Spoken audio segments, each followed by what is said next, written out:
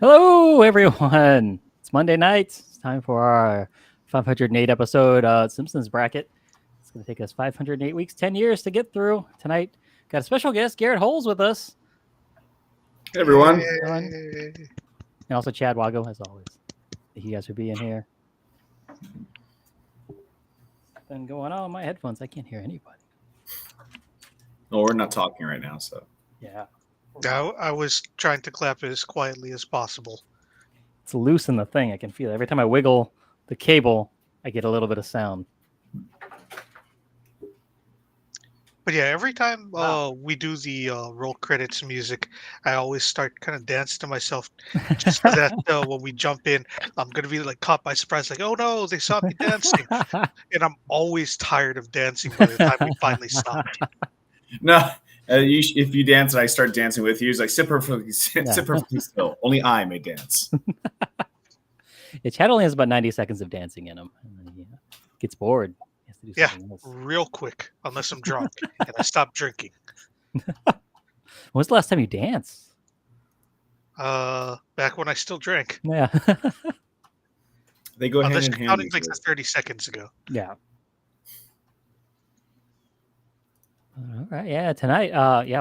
We're doing our Simpsons bracket. It's all 508 episodes from the first 23 seasons. We got the bracket up. There's a link somewhere. I'll put it in the chat. Yeah. Thanks for having me on, guys. Appreciate it. Thanks for being here. Yeah. So Garrett, you're a local actor here in Honolulu. You're currently in a show that the Simpsons related. So I certainly am. I'm in a show at Koa Theater currently running through the 26th called Mr. Burns. And it's a post-apocalyptic show where groups of survivors from an apocalypse gather around telling stories about Simpsons episodes. And then over time, fast forward, 10 years, it turns into like a Simpsons lines from shows kind of like become gold, like because people try to remember these episodes, and then like it becomes currency almost. And then fast forward like 100 years later, and Simpsons and pop culture kind of mash together to kind of become like a religion almost. So it's kind of interesting. It's a cool show. And it's all awesome. It uses the Simpsons as a vehicle for it. So yeah, I mean that's a great premise, because I feel like if the apocalypse did happen. Now, I mean, we're currently going through the apocalypse, but like if they actually did it overnight, like we were expecting it to, I would spend most of my time sitting around the campfire just talking about the Simpsons, like we're doing right now, just to you two instead of to you two and two other people on the internet. Pretty much, yeah. No, it's you sit around like trying desperately to remember the episode, and it's funny because during the auditions, the director would ask us to recount our favorite like episode of anything, and so I recounted the Boy Scouts in the Hood episode of The Simpsons, and even though I know that that episode really well, it was funny. Like I tried to recount it, and then watching it, I was surprised and shocked at how much I had misremembered about the episode when trying to recount it. So like.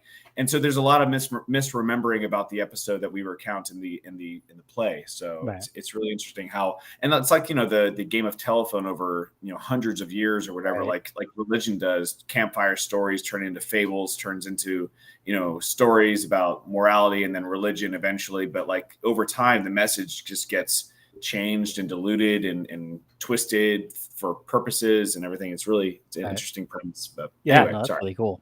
I don't mean to hijack your guys' podcast. No. Really cool. We're happy to have you on and talking about your stuff. And if any of that sounded interesting to any of our one or two audience members, because that's about what we usually average, I think. Koatheater.com/shows has another description and some photos, production photos of the play that you can take a look at and buy tickets. So do that before it's too late. If you're in on Oahu, if you're not and you want to take care of your own airfare and the transportation and lodging, I will pay for your ticket, but you have to get here on your own. That's the deal. Well, always you have to pay for the theater ticket, but you have to pay. Or if you don't want to spend all the money on on airfare and Uber and all that stuff, you can just donate to Koa Theater. That's fine too. Okay. Yeah. Yeah, Totally fine too. Right. We'll take anyone's money. Anyone's. Yeah. Even if they're international sanctions like this, you'll take Putin's money if he sends you guys a check. Yeah, comrade, take it.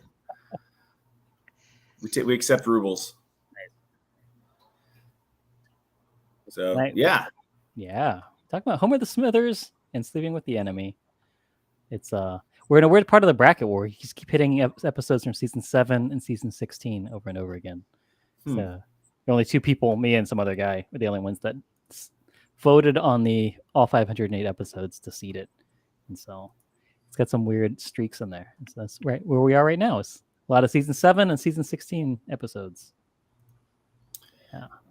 Yeah, it's interesting. Like I hadn't when you told me about the episode, I hadn't really I hadn't watched really anything past season 10. Right. So this was one of the few episodes that I've seen like in the later. This isn't even the later years. This is like midstream. Like this is still considered early, I guess.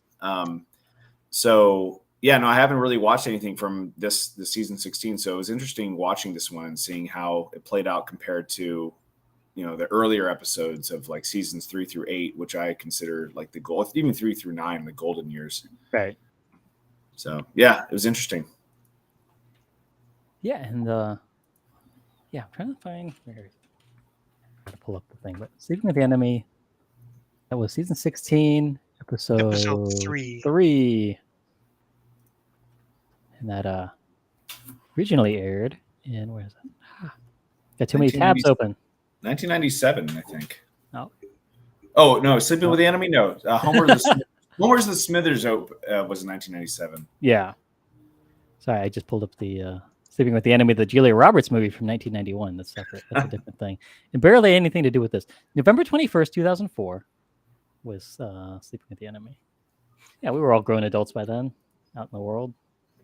I was in the world. Not really. 2004. I was in college. Yeah. But Homer the Smithers. I was in high school. Was 1996, February 25th. 1996. Then I was in middle school. 17 years ago. Right? Yes. 17 years and a month. Yeah, so I was at 6th grade. No, 5th grade. Yeah, that's prime Simpsons time. That was the Simpsons time. I think you forgot to carry a 1 or something there, David? Probably. February 25th, 1996. I think that's 27 years. 27. Oh, no. Yeah, I'm thinking 17. I was 23. So 17 years ago was still post 9/11. Yeah. It was. You can tell we're millennials because we gauge everything like pre and post 9/11. Like everything is like one or the other. I'm pretty sure. I don't know how maybe the Gen Z classifies everything from recession or COVID, like pre and post COVID. Like COVID's there. 9/11. Oh yeah, that has to be. To be. Yeah. Not to detract too much from The Simpsons, obviously, but but like David, I know that you and you knew that I was a big Simpsons fan when we did the trivia over at Smith and King's, the bar. Yeah, I still have the gift card we won from that and haven't used it. You still have that? Assuming that we were going to all go together. And we never did. All the 4 of us have not been in the same room since then. No, not at all. I know, right? Our team name was probably the best team name that I've heard yet. Bort Identity. That's good. Nice. Yeah, it's good. Yep, we wrecked it. We wrecked shop that night. Yeah. So yeah. This is this is the episode where Smithers has to take a vacation and Homer becomes the new Smithers, and we learn that Smithers keeps Mr. Burns dependent on him so that he can have all of his love. Yeah, I'm wondering if that was like an intentional thing that Smithers did, to keep him dependent and reliant on him, and then he realized that later on his reliance was what was holding him together or holding those two together. So, if that was just Burns was always like that, and he just found a new Smithers as Smithers to take care of him, right? and then after Homer knocked him out of a window, with a polar bear, he realized how much he needed to. Both of them needed each other at that point. I guess Smithers, inseparable. Yeah. That was one of the I guess I like that episode a lot. I mean, it's one of the more quotable ones because of the your car's been crushed into a cube. You have 30 minutes I love that cube. And he's like, "Hello, Mr. Burns' office. This is about my cube." Yeah. Yeah, I think that's one of the best Simpsons jokes. I think. Mm-hmm. This is an episode that honestly I thought was much earlier than the run. I am surprised. Season 7. Yeah, I thought it was going to be in like season 6 or 5 or something. Mm-hmm. Yeah, I was thinking like 4 or 5. Yeah. Oh, really? 4? Yeah, it's a great one because it has like the scene when Burns has the mace and Smithers has the Barney guarding job and and all that. Like I really like this episode. Yeah. So yeah, it starts out with them at the Springfield Dragway, where it's like a company retreat for them to go watch drag racing. It's not a drag show. No. Mm-hmm. Completely different kind of drag race. Not the RuPaul one. Yeah. And Homer has that huge like orange 10-gallon foam cowboy hat. That's funny. Like that lady at the Oscars. Yeah, I saw the picture of that. I think it was a dress, but it was huge and blocking people's view. That sounds right. But now, yeah, with that, and then the his breath smelled like beer and pretzel bread. The pretzel bread is good. I learned today that one of the names for scarlet fever is Scarlatina, which I feel like would be a good drag name. I thought about that earlier today. Scarlatina? Well, we have that the drag bar out here. Scarlet. Yeah, Scarlet. Yeah. So when she becomes, that should be their mascot, is Scarlatina. For a long time, Sorry, I don't mean to detract from your. No. Drag, just kidding. But back to the Simpsons. I wanted to say, like, for a long time, like when I was in college, my friends and I would call the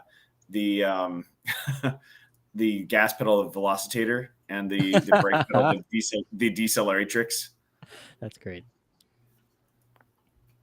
It's another thing I'm gonna which label that in my car. The episode. It's a reference to the episode Homer the Smithers. Mm-hmm. Yeah. Awesome. Yeah, I do like that's a bit I like is whenever Mr. Burns describes things as with weird old timey words. Like the binoculars. And like when he pulled up to the like in the episode where Marge has her suit, the Chanel suit, and then she's like pumping gas. He pulls up with his like old timey cars, like we re-vulcanize my tires post haste, fill it up with petroleum distillate. Yes. Speaking of Chanel suit Marge, that's the winner of this year's Marge Madness. Oh, the Simpsons r/Simpsons Discord. We had 16 different Marges, and that's who won today. Chanel Marge. Nice. Yay! Yeah, it's a sharp suit. Yeah. Mm-hmm. I think both David and I had pulled for arcade. Simpsons Arcade Marge. I think I might have had Chanel Marge as my number 1 at the end. I think. Oh, did you? I have to look it up. Yeah, I think so. I feel like either Cop Marge or with the Hard Rock Cafe T-shirt. Oh, that's right. Yeah. I don't know if that was a contestant or like Buff Marge when she was like hitting the weights after having been attacked. Yeah, Buff Marge didn't make it out of the first round because she does have non-consensual sex with Homer, so people doesn't like that. But Officer Marge was number 2. She really? That was okay. Yeah. Good. At least she made it up there. Yeah. Or Marge when Homer was like trying to remember like about the monorail. I remember you about the gambling. Oh no, it was the gambling one where he was like, I remember you had that whole speech, and I have a photographic memory. And he was like, gambling is wrong. And she's like green hair and like all these kind of weird stuff. Like, okay, so like gambling is wrong. Blah blah blah blah blah blah blah. Really should have kept that one. That was a good one. And definitely, I'm putting that in next year's Marge Madness. Mm-hmm. It's so hard to find. I don't know where I put it. Doesn't matter. Wait, It's okay. The one more. fans decided. Really. Yeah. Yeah, it's Chanel Sweet Marge. Anyways, yeah. But the fans decided that's Chanel Sweet Marge number 1. And that's what you do this for, right? You do this for the fan. Yeah. For the fan. Sometimes even plural. Yeah. On a good day. So I have my own I have my own podcast. Oh yeah. And we have a fan, and sometimes it also is plural, but I know how that is. I know how that feels. It's just but it's not Simpsons related, so I won't go into it here. Yeah. No, please, by all means, we'll plug it whenever you feel like it. Not now, if it's still active, totally talk it about is. it. Yeah. It's totally still active. It's so dumb. It's it's called Talking Animals. It's me and 2 other white guys, and we talk about talking animal movies. Like really talk about it, like really get into the minutia and debate about but it has to be a movie, not like an animated movie. It has to be a movie like a live action movie where either it's been dubbed or the mouth like moves like type of thing, like Homeward Bound or Babe or stuff like that. So because it's a lost art because now everything's CGI. So like we like Francis the Talking Mule and You done Alone for Christmas? That's my favorite one. What was that? Alone for Christmas. I have no idea what that is. So yeah, it's a couple of dogs that get left at home alone on Christmas, and so they have to home alone some robbers that come into the house. Of course. And Kevin Sorbo was one of them. And he Kevin gives the whole Sorbo. speech. Yeah. Wow. TV's Hercules. Speech. Yeah. There's the Jaws speech about some poodles. So that's good. Yeah, no, we maybe we'll work that into the second season. We only have one season out. It's awesome. Yeah. Well, it got into the whole thing about it's basically us getting drunk and waxing philosophical about stupid talking animal movies. That's cool. But it got into it like it started off with a joke. The joke was how many are there more of Land Before Time movies or movies starring Dean Cain where a talking animal saves a holiday? I would say that it's got to be Land Before Time just because they're surprisingly like it's in the teens how many there are from that, right? At the time of the joke, the answer was the same at 11. Wow. Dean Cain has surpassed the number. Wow. Crazy. It's now in the teens, yeah. And they're all awful. They're horrible. Like yeah, it can't be good. Oh, there is the worst. And he's like on it for like 5 seconds, but he's top billed, and like it's terrible. Like they're like straight to TV, like on Hallmark Channel and stuff. But anyway, that's how we got into it, and then we decided to create a whole podcast around that joke. Yes, talking animals. Is that what? Talking animals. It's on Buzzsprout. It's on. I think it's on other things. Yeah, wherever you find podcasts, right? It's maybe Apple. I don't know. It's out there. Podcast, your standard podcast things. Yeah. Anyway, being that it started from a question between Land Before Time and Dean Cain, do you guys do a Puppy Bowl special? No, we talk in the Puppy Bowl. They don't talk in the Puppy Bowl. No. They don't, but isn't Dean Cain usually one of the hosts for that? That wouldn't surprise me. I think that's one of the only ways he gets money now. I know that other than the talking animal movies, but we rip on Dean Cain so hard. It's good. Just like, yeah. Oh my God. We rip on him so bad. It should be a hate crime. Like it's the worst. Well, he's the worst, so it doesn't matter. So we're fine with it. But like, he's like doughy now. Not to say that, but like I remember Dean came from like when he was Superman, right? Yeah, and he is not Superman anymore. Oh, yeah. But anyway, it's ridiculous. And we talk about Francis the Talking Mule was like it was surprising, like shockingly racist too, because it was set in like 1940s. And they're fighting the Japanese, and they, yeah. You want to talk about like, there's a reason why they don't show that on AMC, like, right. So, I wonder where I can find for a number of reasons, I'm sure. But it was like the first movie that Tony Curtis was in. Like, if you could believe that. Wow. Yeah, it's like his first role. Like, you see him in a background actor. I'm like, holy shit, is that Tony Curtis? And like, he just like has a little thing, and then he's gone. And then that was his first like role that he was ever in a movie. Right. Wow. Yeah. Yeah, it's history. Yeah, that's great. It is history.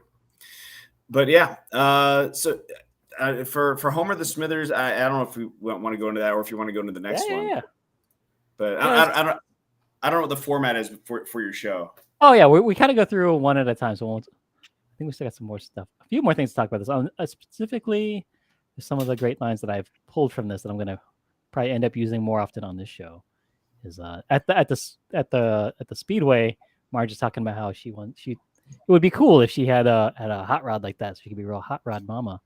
And then she's talking and misses the race because they're only like 2 seconds long or whatever. Mm-hmm. And then she says, "Oh no, I gotta close. I wish I'd paid more attention." So I'm saving that because I'm sure I'm going to need that later on the stream. It's a good one. Yeah.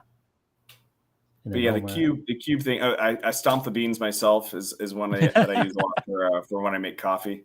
That's great. The percolations are imminent. And then Mr. Burns, "Hey, hello, Mr. Burns. I'm your mother." Like, he doesn't call his mother. He doesn't call himself Mr. Burns. I make my mom call me Mr. Jones. Mr. Jones? Yeah. Were you in trouble? Yeah, whenever I'm in trouble. No, out of respect. No. But it's another one that Homer says. Oh, yeah. Can you repeat the part of the stuff where you said all about the thing? The things. The other quote that I like to do a lot is like whenever someone offers me donuts, I'm like, "Donuts? I don't like ethnic food." So good. I try to work that into my vernacular as much as I can. That's great. Donuts? I don't like ethnic.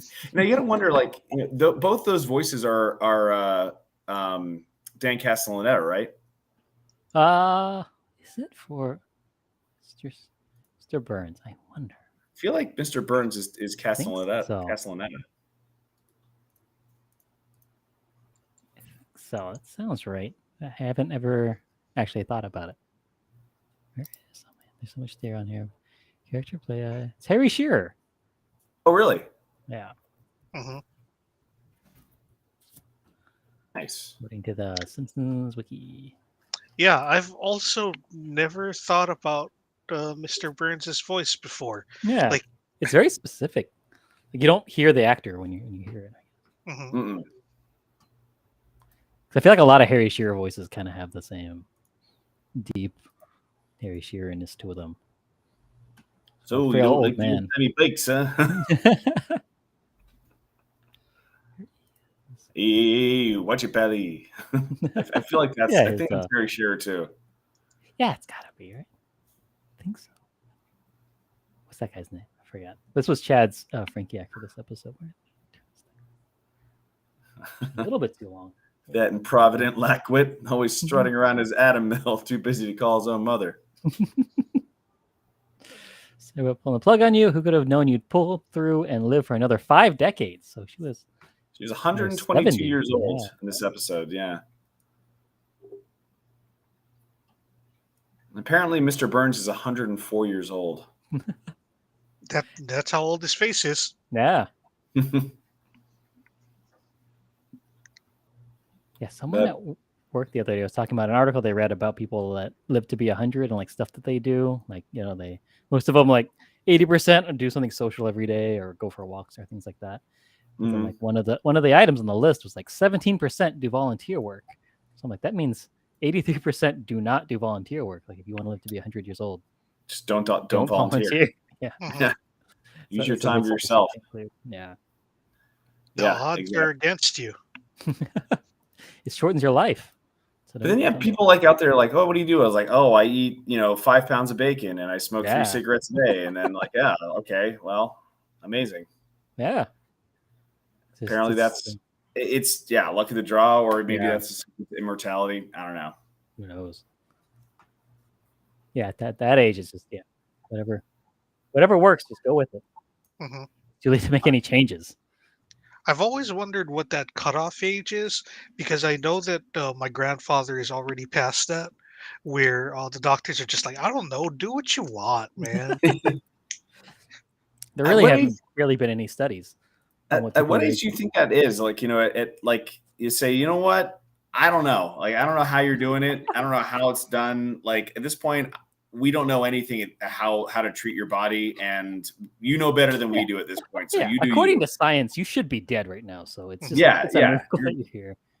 Like you know more about this than I do, and I'm the doctor. Your midlife crisis past your life expectancy. So like you do your thing. Like whatever you do, just keep doing it. You probably don't have much longer to do it. So just keep doing it. Yeah, like I want to say it was like around his mid 80s that the doctor's just like, I don't know, do what you want, enjoy yourself, eat what tastes good. Yeah, live. Enjoy what you got left. Yeah, I was thinking about that with this stuff. Like, I think maybe 75 is when I'll start smoking cigarettes again. Because like at that point, what are you gonna do? We did it. We beat cancer. I've lived long enough. Now it's time for me to smoke again. If you live long enough, it's time for you to start living, Yeah. Yeah, that should be a thing. So it should be it should be a t-shirt you sell at retirement homes, retirement castles.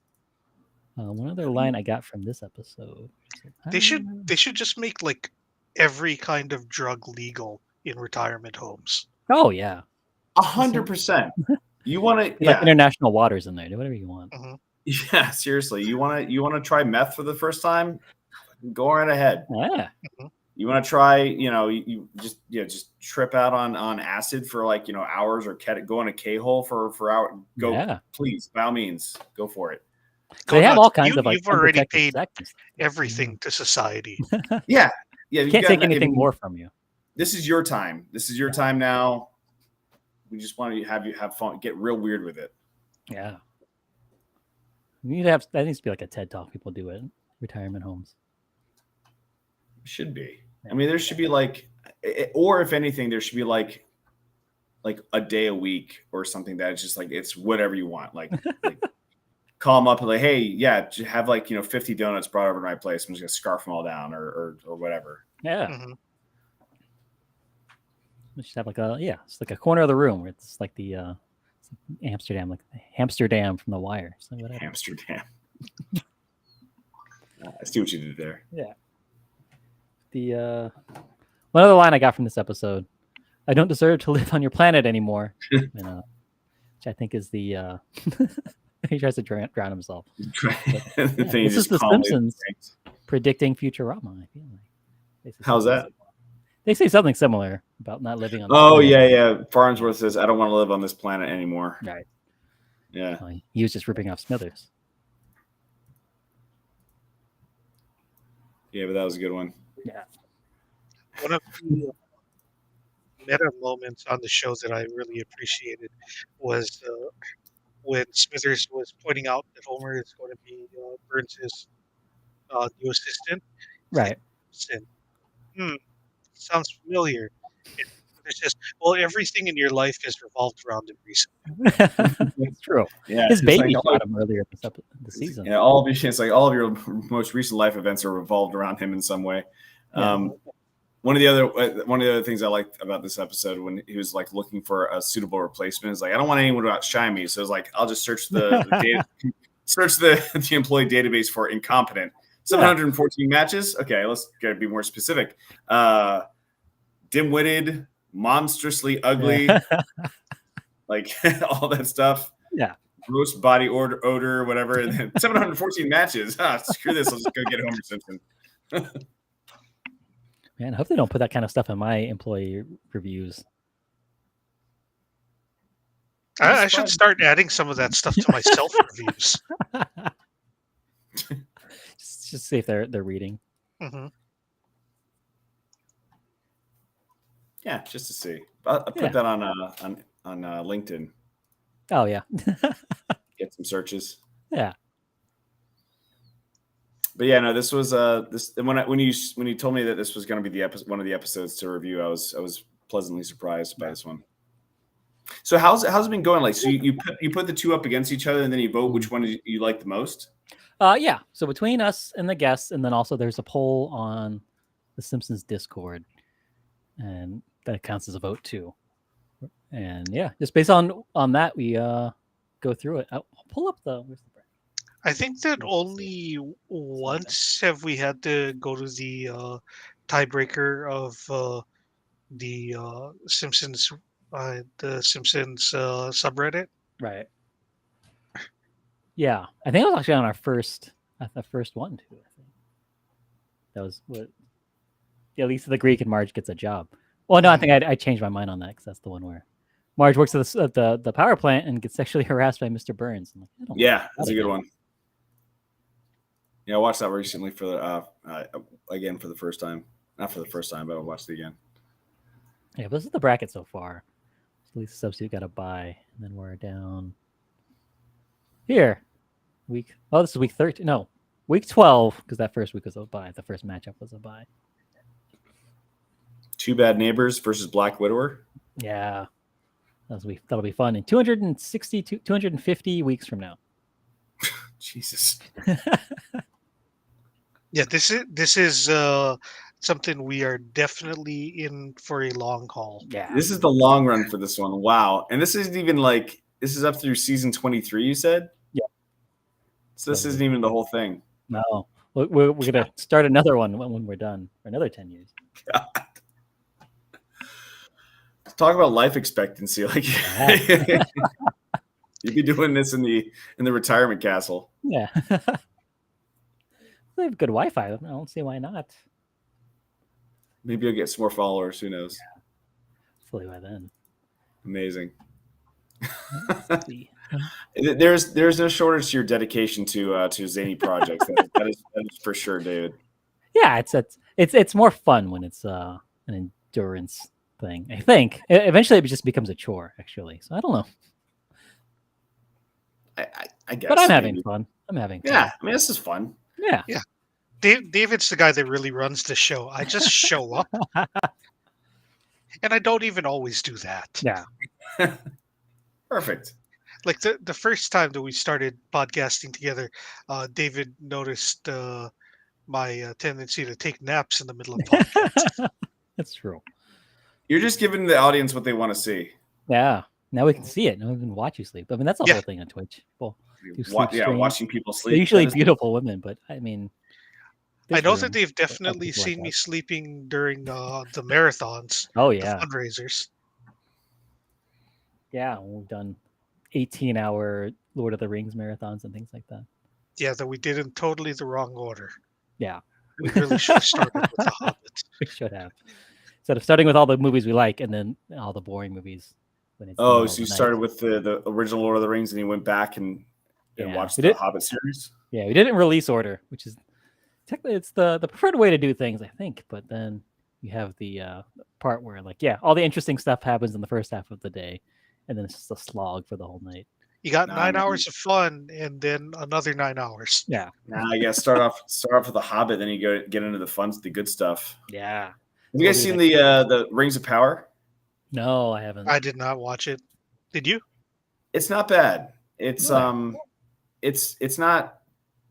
They're condensing thousands of years of Silmarillion lore into like within people's lifetimes, within the show and stuff. So it's weird in that sense, and they definitely take a lot of liberties with stuff like subplots that happen outside of what in the Silmarillion. But then it's beautifully shot. It's a beautiful show. Okay. Oh yeah. It's cool to see that kind of stuff. But yeah, it's if you're looking for the kind of real serious type of Lord of the Rings type of storytelling, it's not really that. It's definitely more of a TV show. Right. But still good. I mean, I watched it. I'll watch the second season. Yeah, they shot it all on location in New Zealand, where they did all the other. Probably, but stuff, I think a lot of it is green screen. Oh, okay. Yeah, it has to be. They don't have giant trees made out of sun and starlight and sunlight. I haven't been in New Zealand in a while. Maybe they do. I don't know. Yeah, it's true. They do have giant trees over there. The kauri trees are like 300 feet tall or whatever. Wow, that's crazy. But I had a night for the next marathon. I think we're going to limit them to 12 hours from now on. But a marathon idea of steamed hams, but it's all the steamed hams on YouTube. Where we just watch every steamed hams video we can find. You just watch nothing but steamed ham videos. Yeah, I feel like there's 12 hours worth on YouTube. Like actual like videos of like people steaming hams, or like or like the videos this videos that were made based off of the steamed ham like scene in The Simpsons. Yeah, there's a lot of those. I've never seen someone actually steam a ham, but I mean it's gonna have to work its way in. We got 12 hours to fill. I mean there has to be a video on there for steaming hams. Yeah. If we're really dedicated, then the second time that we do marathon, right? Not this upcoming summer, but the one after that, right. You can try and steam a ham for the 4th of July. Oh, that would be fun. Be good. Mm-hmm. I don't even know. How do you? I guess you just put it in the oven, right, with just like a pot of water under it. That's how you. Or something. I think. I don't know. Or I get one of those dim sum steamers and. That can be part of the part of the show. Experiment. Yeah. You figuring out how to do it. Also, I used to work at a 7-Eleven, and those the dim sum steamers over there. Like, I'm not gonna say that the food doesn't taste good, because I ate stuff out of there, and it's not dirty or anything. Right. But every single time I had to clean that thing, all I could think of is, this smells like my balls.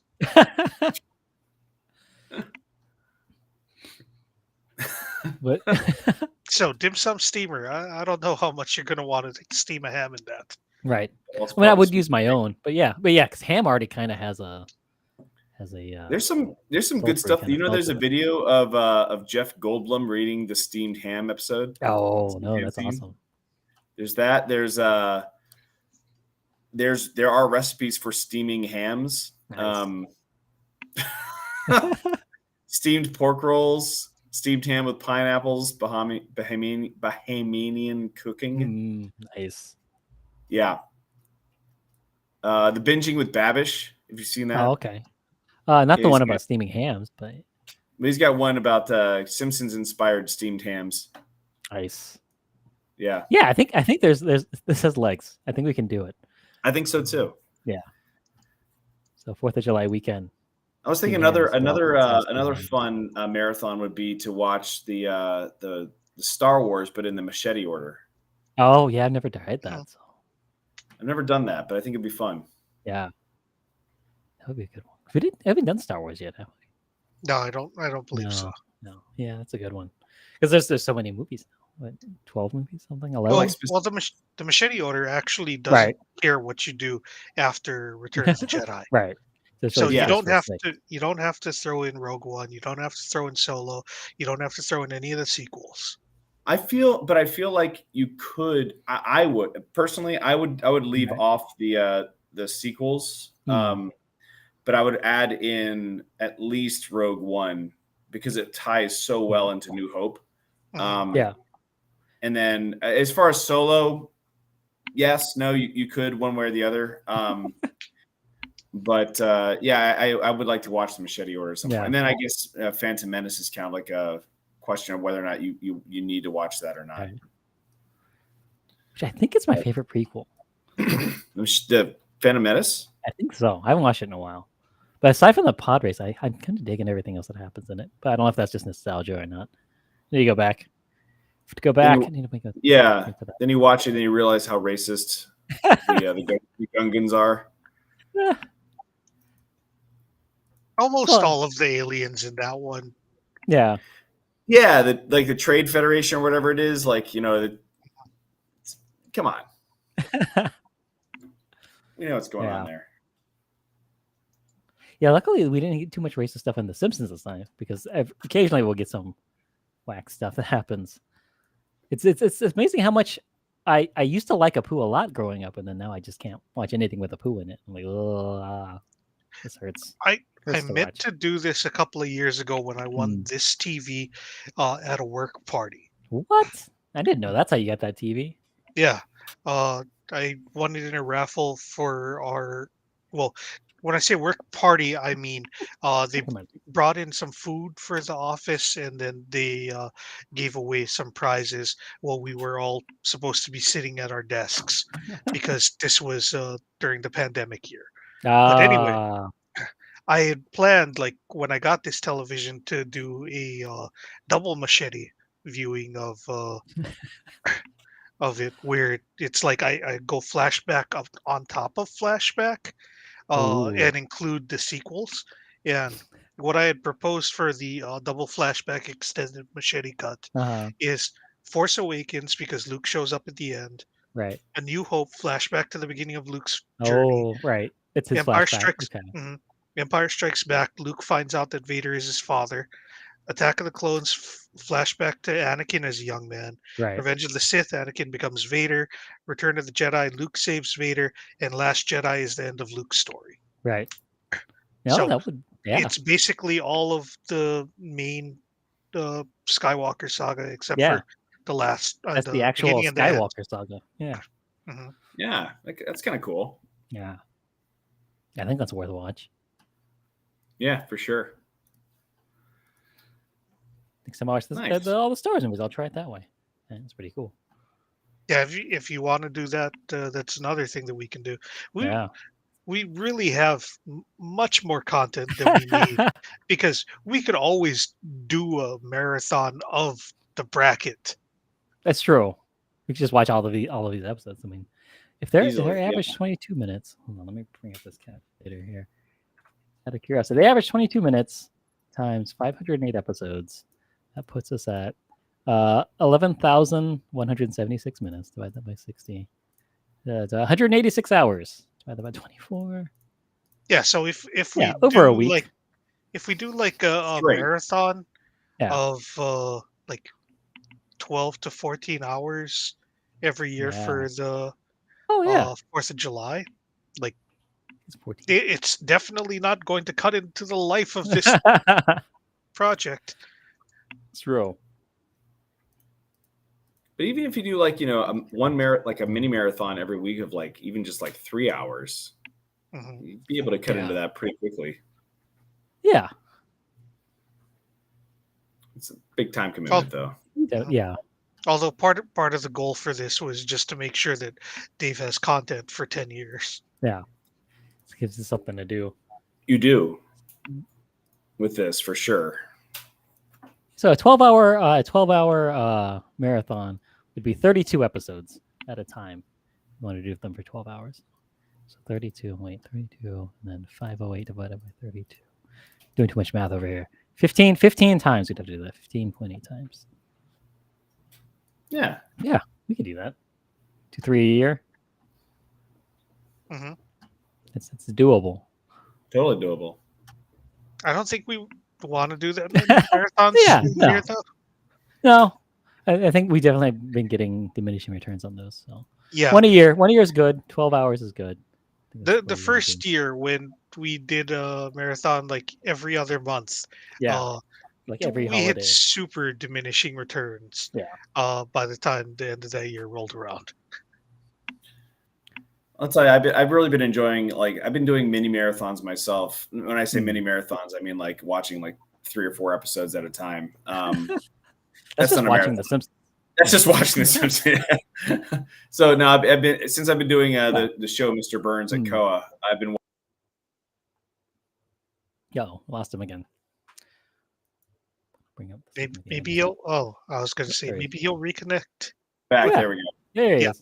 Yeah, I'm just saying, like, since I started Mr. Burns over at Koa, I've been watching a lot of The Simpsons, like the glory years. I've been watching basically starting from season 3 up.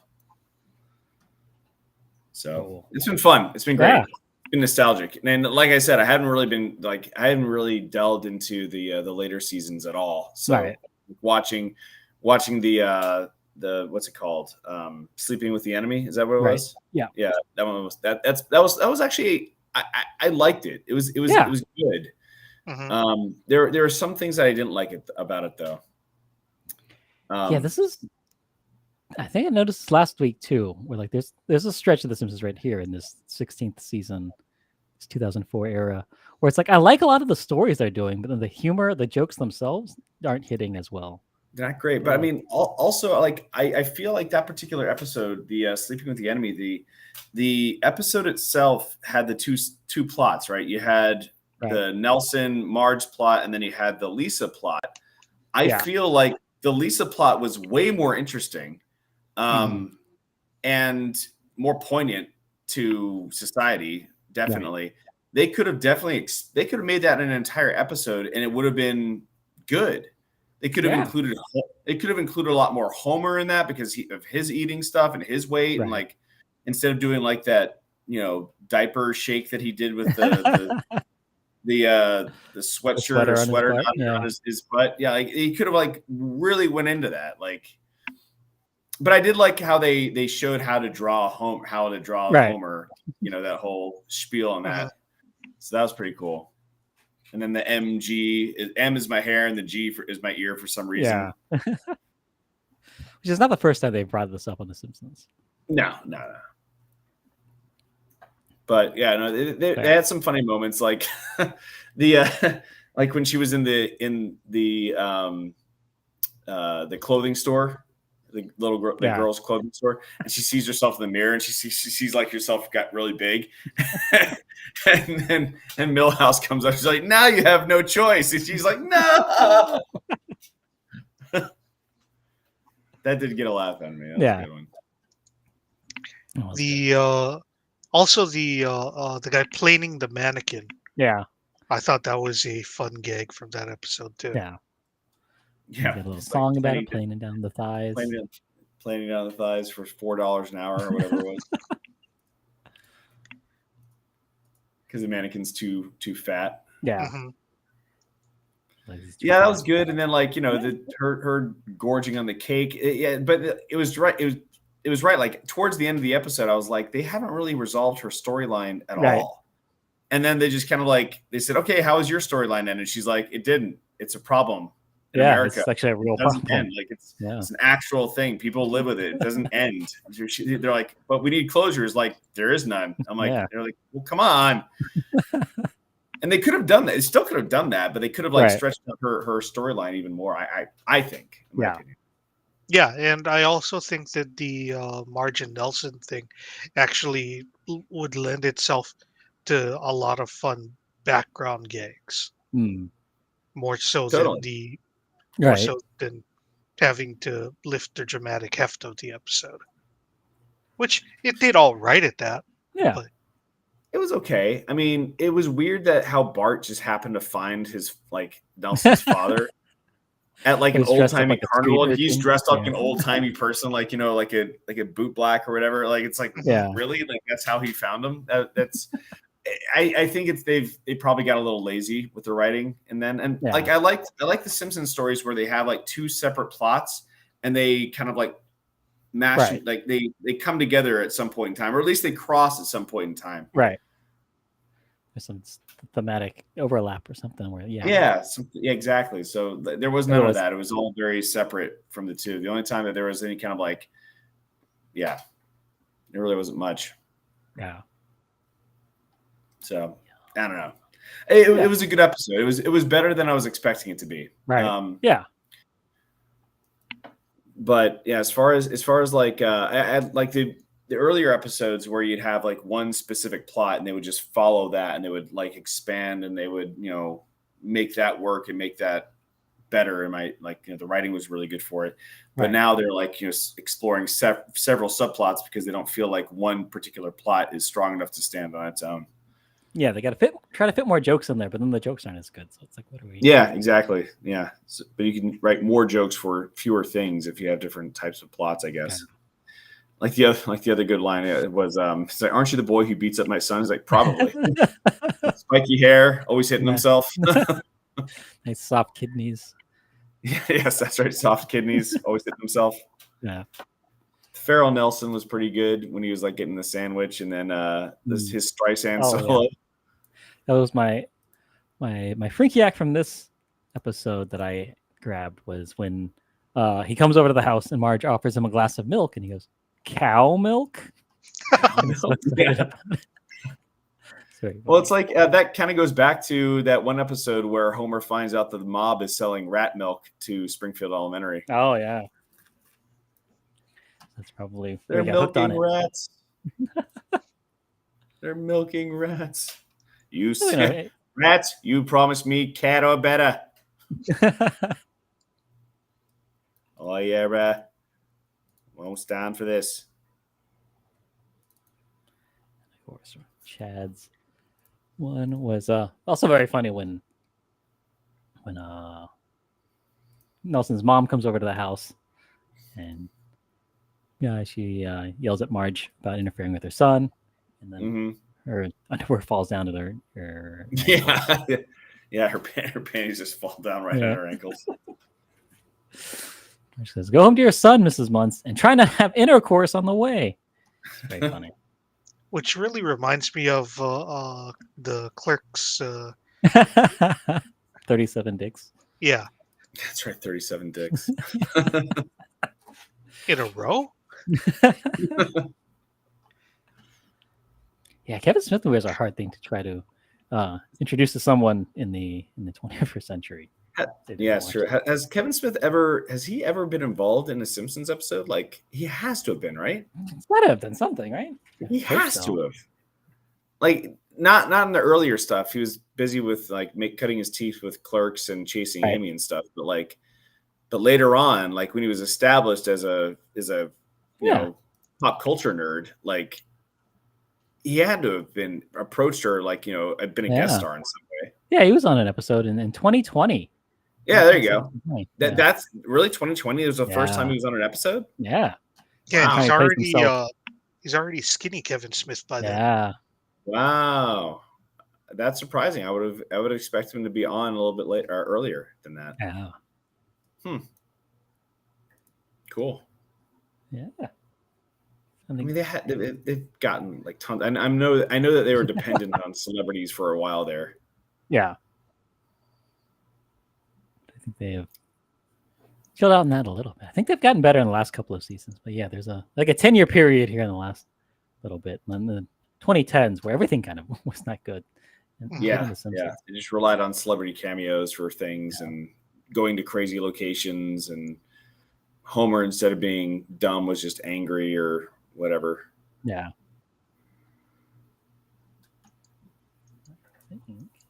For those. And also I think when they stopped like doing like overt references to like classical literature and stuff like that, or plays and stuff like that, that's like when the humor started to get dumbed down, in my opinion. Yeah. I think basically when John Swartzwelder left the show. Oh. Yeah, I wonder when that was. I think it was like late 90s, like it's episode, like season, like early thousands, maybe. It's like the thing that I've been saying, and I'm not sure if this is true anymore, but like the Simpsons was just how I learned about the world and pop culture stuff. Like I still never seen the movie Cape Fear, but I know all about it just from watching the episode Cape Fear so many times. Like, it's just how I learned about what the world is. And now, as an adult, I'm not learning about anything from The Simpsons because it's sad. Yeah, it's pop culture stuff from right now, or it's things I already know.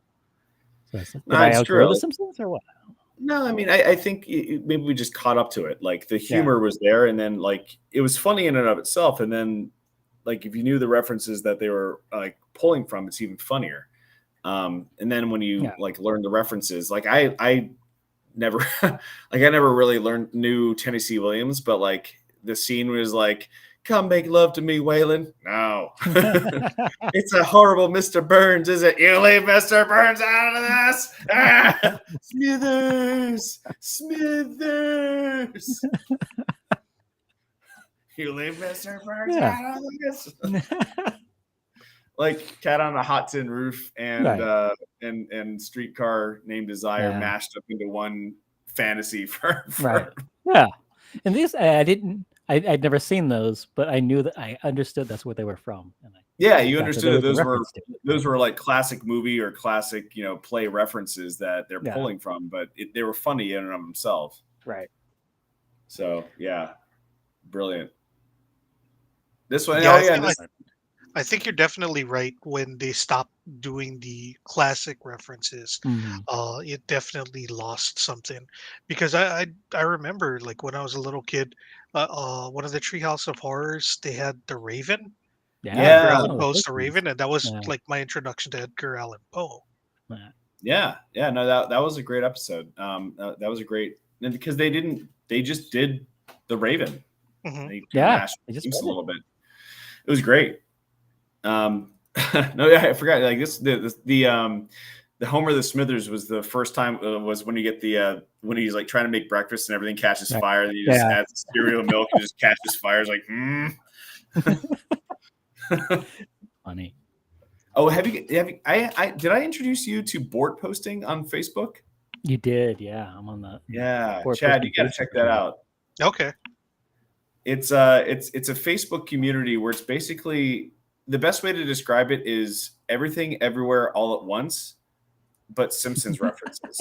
So they'll have like Simpsons references and pop culture references like mashed together, doing things like just a flood of them. Like everyone's submitting new Bort posts. Like it's always something, and they rag on Five Guys, the burger place, for being too expensive. Like it's like there's a rabbit hole of like subculture of Bort posting that you go down to in this thing. It's bizarre. But it's freaking hilarious. Yeah, some good Simpsons memes for you every day. Totally.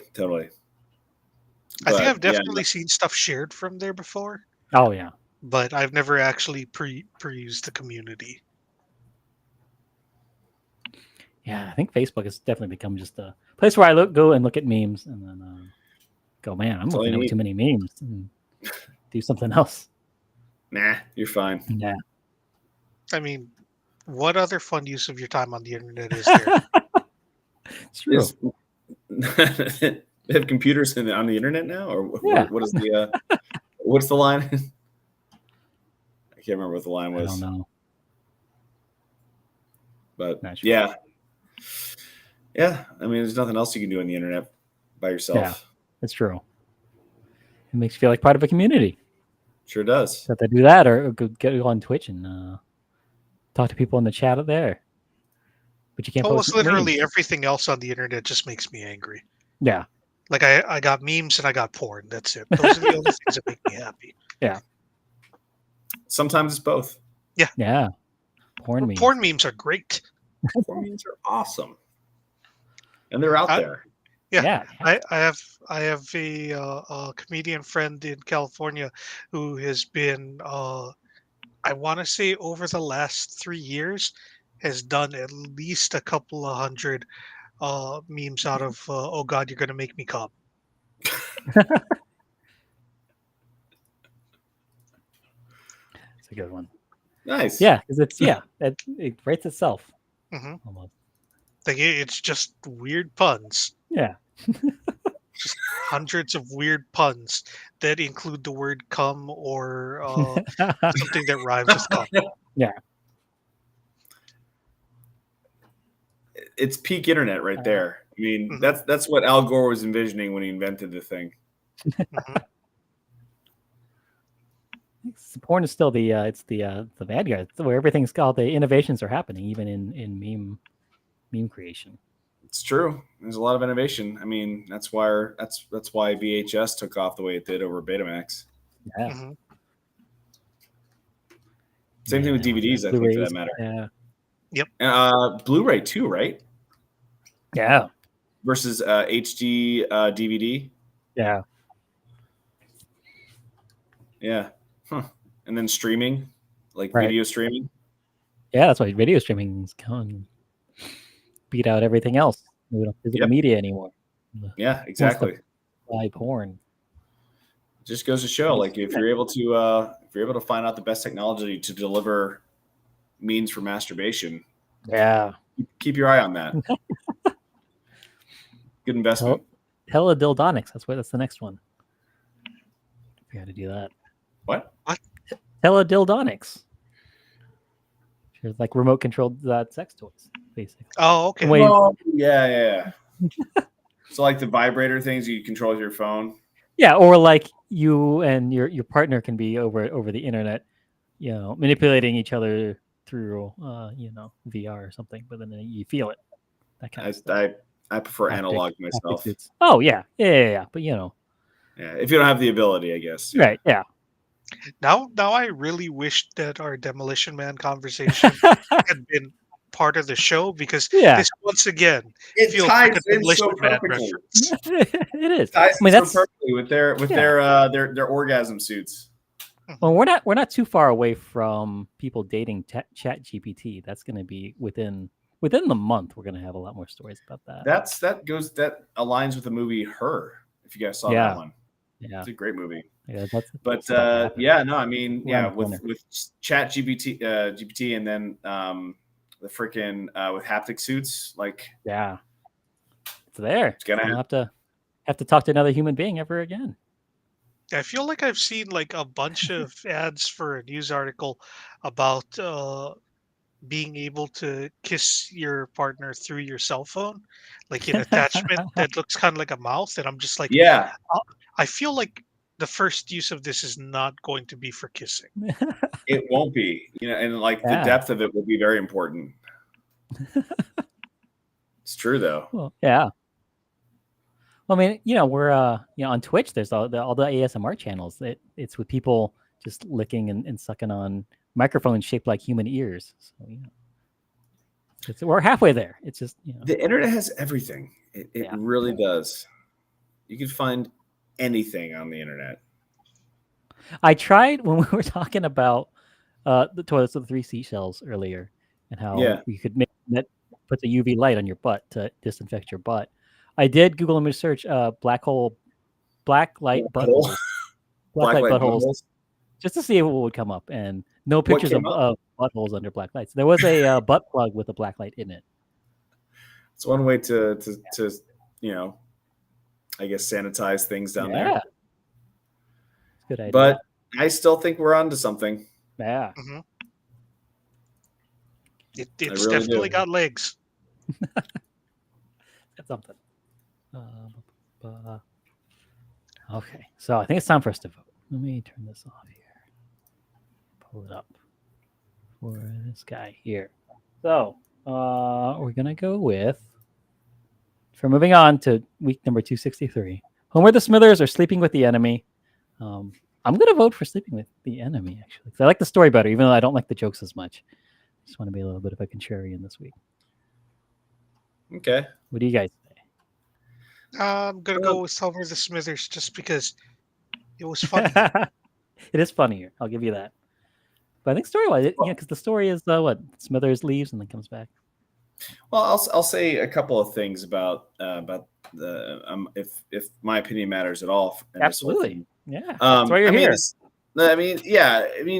There's something to be said for a later episode actually making me laugh, like Sleeping with the Enemy, having the 2 separate plot lines, the funny stuff, and then having a very poignant storyline with Lisa with weight gain and body image and that kind of stuff. So that was good. So like high marks for Sleeping with the Enemy in that sense, for being able to set that bar for a later episode. Now, how much I liked Homer the Smithers, is that based off of nostalgia for the episodes that I loved, like the seasons that I loved? Like, would Homer the Smithers be up there in the pantheon of the golden age? Probably not. It'd probably be somewhere towards the middle. But compared with the later seasons, it's pretty close. I'd say it's pretty neck and neck between the two. But just for the sake of like being a Burns heavy episode, not well, I mean, there's something to be said for it's revolving around a different character other than Bart, Lisa, Marge, or Homer. So it's like I feel like the later episodes really focus on those characters. Maybe I don't know, but like I would say just for the references alone, like revulcanate my the deceleratrix. I stomped the beans myself. Like, is this about my cube? That kind of stuff. I'm just gonna I'm gonna give it to Homer the Smithers. Yeah, And so does the Discord. So yeah, it's 3-1 tonight. Home of the Smithers moving on. Boom. Now here's the question. You said Sleeping with the Enemy should beat Homer the Smithers. Right. How high does that make you want to put it on the master list? That's true. I always forget to pull that up. Because I would normally have put that underneath the Birds and the Bees because, like Garrett was talking about how a good A and B story, they dovetail together at the end, and Right. that episode definitely did that, Yeah. which Sleeping with the Enemy didn't. Right. Nope.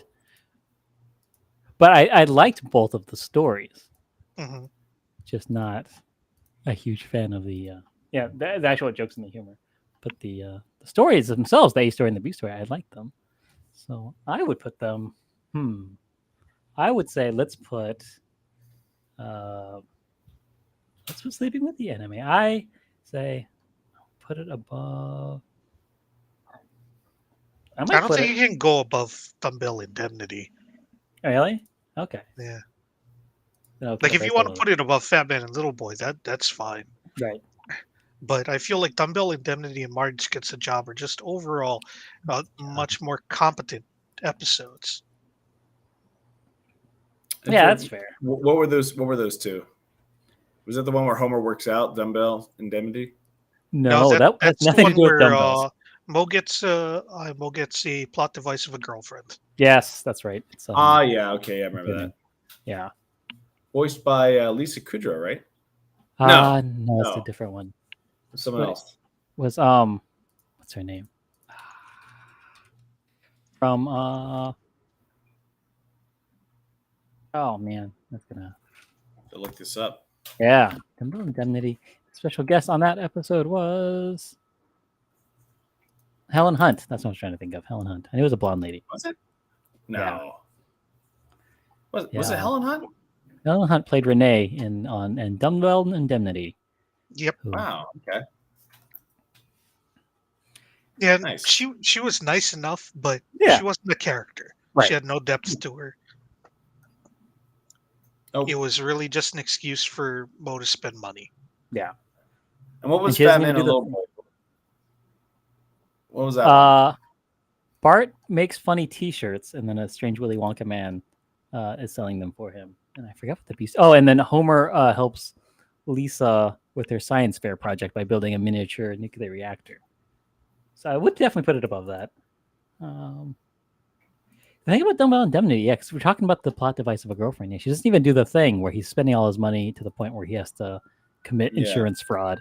And she never says, hey, I love you for who you are. Mo, you don't have to spend all that money on me. She never does that. Nope. She sure doesn't. Yeah. So I mean, yeah, as far as those two, I would put this episode above that one. Yeah. I think that's where I want to put it. Right above Dumbbell Indemnity. Okay. So is this where all the losers go?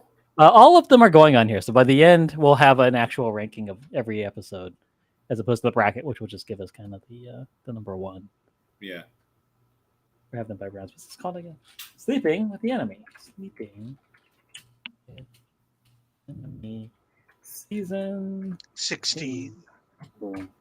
So you have 508 episodes. So you have to watch every episode, but then do you have to watch them again as they like?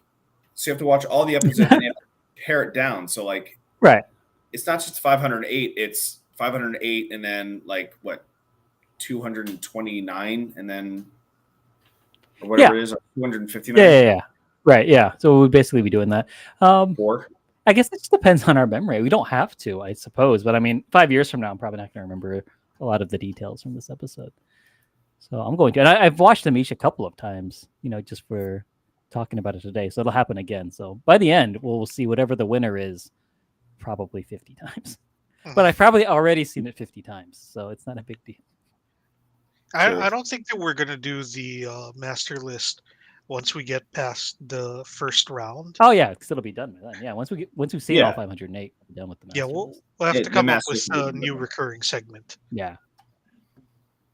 Which we already have maybe too many. So yeah. And what about Homer the Smithers? How high were you thinking for that? Above. Bible stories above Hungry Homer. Question is, where does it go in this? Well, why does it? Around Bart Star, Two Bad Neighbors, I think. That's where I'm looking at. Yeah, that definitely makes sense because the Wizard of Evergreen Terrace is way too good. Yeah. And Two Bad Neighbors is really good too. It is fun. Yeah, so maybe right under, maybe it's number 10. I feel like it, yeah, top 10 for what we've seen so far. I think so far, I would say that, yeah, that makes sense. Yeah, that's totally fine. Yeah. Homer. There's season 7. Okay. All right. All right. So what do we got next week? So next week we are looking at. Nope, that's not right. That's last week's. While I looked that up, which I think I was just on the screen.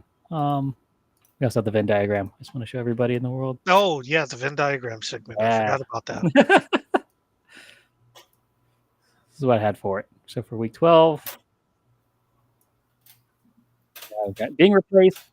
We got mean moms. Got people punching each other. I don't know if you guys have anything else that goes. So? Well, it was Mr. Burns' mom, very mean. And then, yeah. Nelson's mom, also a meanie.